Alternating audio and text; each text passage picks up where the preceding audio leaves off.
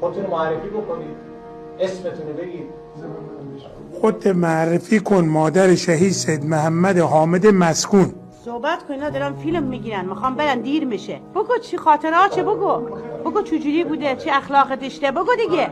از رفتارش بگو، از منشش بگو، از کارهایی که انجام میداد، چند بار مجروح شد دوباره رفت واسه اینا رو بگو. موقعی که گفتن شهید شده بردن معراج، بیهوش شدم، حالیم نشده. بگو اینا رو من تعریف کن دیگه.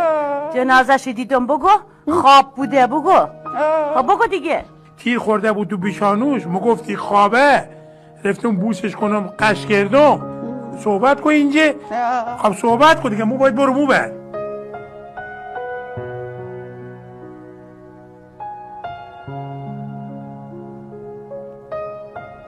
دوستش داشتم خیلی.